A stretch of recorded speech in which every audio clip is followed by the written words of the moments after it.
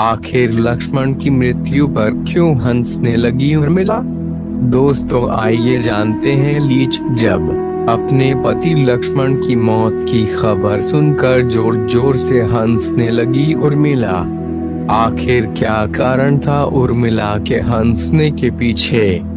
जैसा कि हम सब जानते हैं कि रामायण काल में भगवान राम को 14 साल का वनवास तय हुआ था।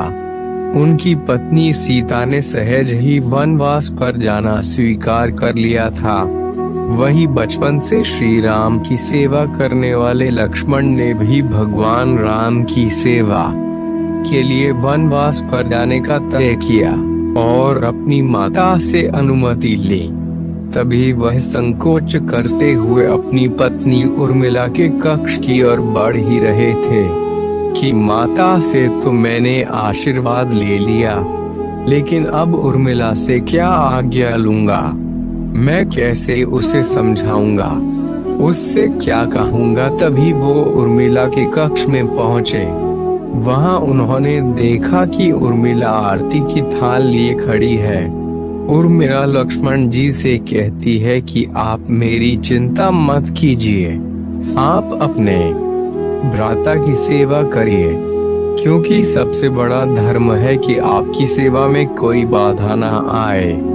इसलिए मैं आपके साथ जाने की जिद नहीं करूंगी। यह सुनकर लक्ष्मण जी प्रसन्न हुए, कहा कि तुमने तो मेरा सारा संकोच ही दूर कर दिया। उर्मिला ने 14 साल तक क्या किया? इसी के साथ उर्मिला ने एक दीपक जलाया और कहा कि मेरे नाथ के सांसों को कभी बुझने मत देना। इसके बाद भगवान राम, माता सीता सहित लक्ष्मण जी 14 साल के लिए वन में वास करने चले गए। उनके पीछे उर्मिला एक तपस्वी की भांति अपना जीवन व्यतीत करने लगी। बता दें कि उर्मिला भी 14 वर्षों के लिए नींद में चली गई थी। दरअसल इसके पीछे का कारण है कि लक्ष्मण हर समय भगवान राम और माता सीता की सेवा में लगे रहते। इसलिए उन्होंने नींद की देवी से वरदान मांगा कि उन्हें 14 वर्षों तक नींद न आए, ताकि वो चाहे सुबह हो या रात हर समय अपने भ्राता की सेवा कर सके। नींद की देवी उन्हें यह वरदान देने के लिए तैयार हो गई, लेकिन उन्होंने कहा कि आपके बदले आपके किसी करीबी को सोना होगा, और यह काम संभाला उनकी पत्नी उर्मिला ने। मेघनाद और लक्ष्मण जी का युद्ध कहते हैं कि जब लक्ष्मण और मेघनाद के बीच युद्ध हुआ था, तब उस समय लक्ष्मण जी मूर्छित हो गए थे। तब हनुमान जी उनके लिए संजीवनी बूटी लेने गए थे। संजीवनी बूटी लेकर जैसे ही वो अयोध्या से गुजरे, तो हनुमान जी को राक्षस समझकर भरत ने उन पर तीर से हमला किया और हनुमान जी नीचे गिर गए। हनुमान जी ने भरत जी को सारी बात बताई कि किस तरह रावण के पुत्र मेघनाद ने लक्ष्मण जी पर हमला कर दिया है, इसलिए वह उनके लिए संजीवनी बूटी लेकर जा रहे हैं। वही आपको बता दे कि जैसे ही लक्ष्मण जी मूर्छित हुए, वैसे ही उर्मिला जी भी अपनी नींद से उठ खड़ी हुई थी। जहां भगवान राम जी की माता कौशल्या ने यह सब सुना, तो उन्होंने कहा कि राम से कहना कि लक्ष्मण के बिना वो भी अयोध्या में पैर ना रखें।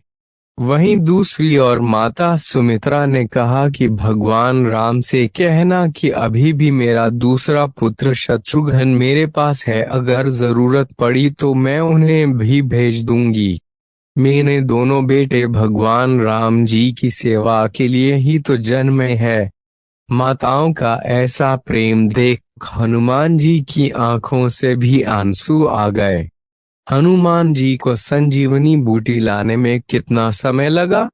वहीं जब हनुमान जी ने उर्मिला को देखा, वो चुपचाप खड़ी थी। जब हनुमान जी ने उनसे पूछा कि क्या उन्हें अपने पति की चिंता नहीं हो रही, तब उन्होंने कहा कि हे हनुमान जी, मैं भला क्यों चिंता करूं?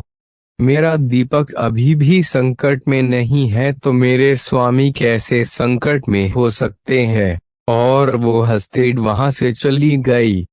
जब हनुमान जी संजीवनी बूटी लेकर वापस लंका गए थे तो संजीवनी बूटी से वे एकदम ठीक हो गए थे। तो वहीं उर्मिला जी भी अपने भवन में जाकर सो गई थी। रावण को हराने के बाद जब भगवान राम सीता माता समेत अयोध्या वापस आए तो उन्होंने कई वर्षों तक अयोध्या में राज किया। तभी एक समय उपरांत अयोध्या में काल के देवता भगवान श्री राम से मिलने आए।